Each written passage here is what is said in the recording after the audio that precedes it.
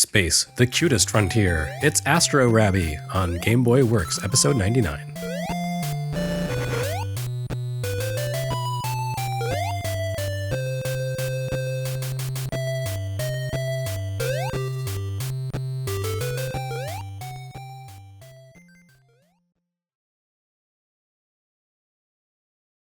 This week we come to Astro Rabby, a platform action game from Cyclone Systems and IGS. And this game is exactly why the Game Boy Works project exists.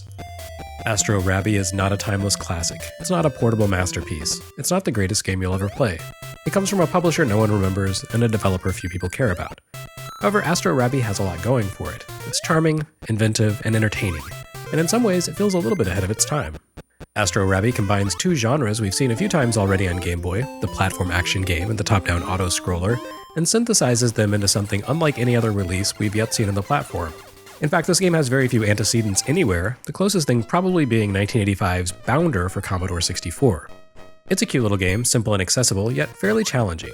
It's unique, it's fun, and the fact that it never left Japan means it's the sort of game few people in the English-speaking portions of the web know about, and even fewer discuss.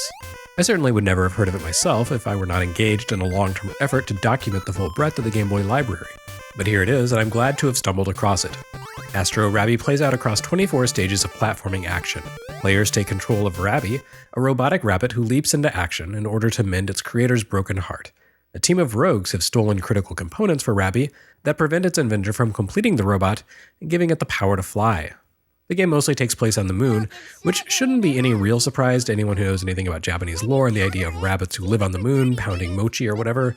It's something that's shown up in all kinds of other video games, from Compile's Gun-Knack for NES, all the way down to those weirdly out-of-place mini-bosses in Super Mario Odyssey, the Brutals. And I guess you could kind of see Astro Rabby as the midpoint between Mario Odyssey and Gun-Knack. As in Gun-Knack, you control a mechanical rabbit on an adventure as the screen slowly scrolls upward. As in Mario Odyssey, you don't advance by flying, but rather by leaping. The top-down platformer is not a genre you see often, and as I mentioned before, Astro Rabby doesn't have a lot of precedence. Bounder for C64 comes pretty close, although it differed in some respects. Namely, you controlled a constantly bouncing tennis ball in that game, whereas here you have more agency over the timing and height of your leaps. Basically, Astro Rabby's action takes place across three horizontal planes: the ground, low platforms, and high platforms. Unless you pick up a rare high jump power, you can leap up one level at a time. In order to go from the ground to a high platform, you have to use a lower platform as a stepping stone. The platforms here appear as panels, and their height is indicated through a simple simulation of distance from the viewer as seen from an aerial view. High panels are close to the screen and therefore appear as panels that are twice as large as the lower platforms. Height and leaping factor into the core mechanics of the game beyond simple mobility. There's a bit of the Ghost in the Shell effect at play here, as Rabby's mechanical mass causes the force of his landing to shatter whatever he lands on. On most surfaces, landing will create stress fractures, and if you can leap again and land on those damaged areas, you'll fall through to the void below. Rabby can walk around instead of strictly being forced to jump, which is a major difference between this game and Bounder, but its walk physics feel slippery, and they aren't much use for clearing gaps. Still, there's room for finesse. Cracked panels each have a durable rim, so if you manage to make a perfect leap and avoid the center of a damaged panel, you won't break it. This isn't easy, but with practice it's possible. You can also pick up a power-up called the Shock Absorber, which prevents Rabby from breaking panels. Power-ups are scarce though, and they only last a single stage or until you die, so you have to use them strategically. Which brings us to the point of the game. The raised panels Rabby leaps across are the real heart of Astro Rabby. Most of them are marked with question marks, like blocks in Super Mario Bros. And the question marks reveal hidden icons when you land on them. There are 5 possibilities lurking beneath the question panels: a blank panel, a skull, a clock, an exclamation point, and a heart. Of these, the blank panel requires the least explanation, as it literally is just a blank space that will crack if you leap on it again.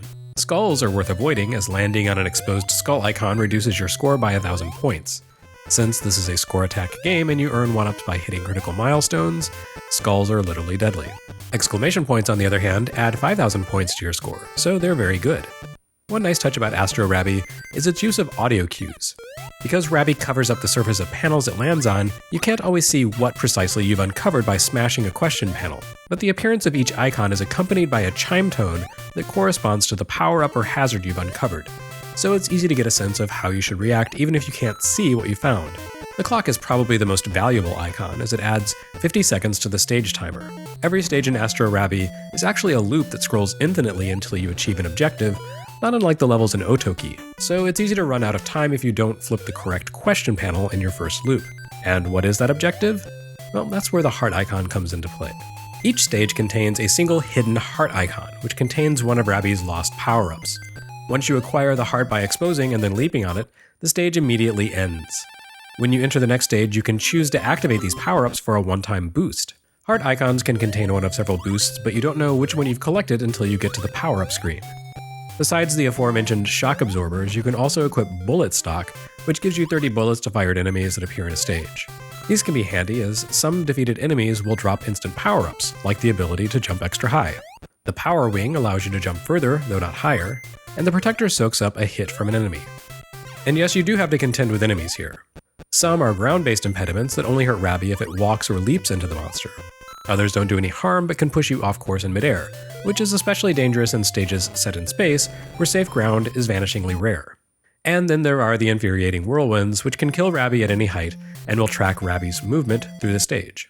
The game's 24 levels are spread across 8 worlds, each progressively more difficult. The levels follow a very simple pattern in terms of format: one terrestrial, or lunar stage on the moon's surface, followed by platforming without a net in the void of space, capped with a hazard-free bonus level in which you must leap on blocks in a specific order following audio cues. It's a pretty short and simple game, but the difficulty ramps up toward the end.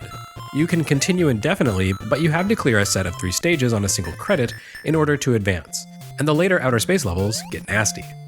But it works in large part because the jump physics are so involved.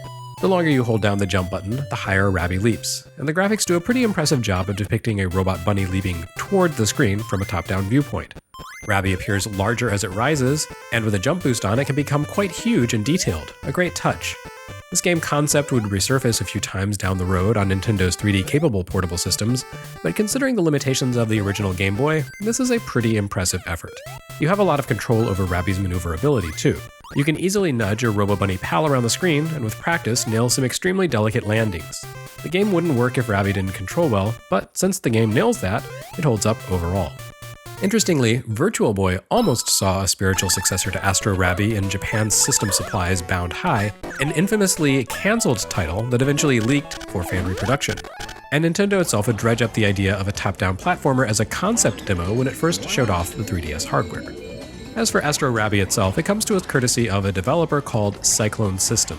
That company only managed to put out about half a dozen titles in its short life, most notably the Japan-only sequel to Boomer's Adventure in Asmic World and Worm for the NES, but otherwise not too much is known about it.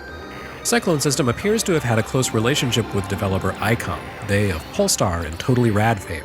According to an interview on Game Developers Research Institute, Astro Rabby director Shoichi Yoshikawa was also the director on Top Secret episode Golgo 13, which is quite a range of themes there.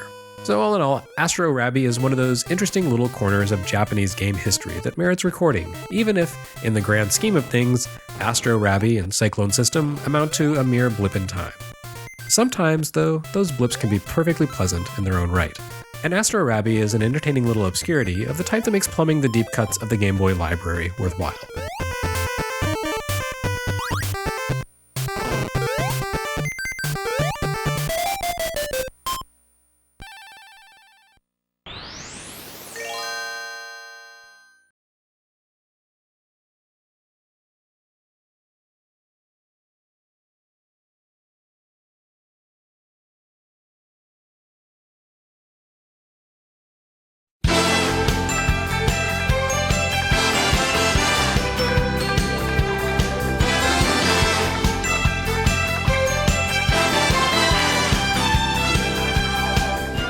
Next on Game Boy Works, we flip the triple digits. Fantastic.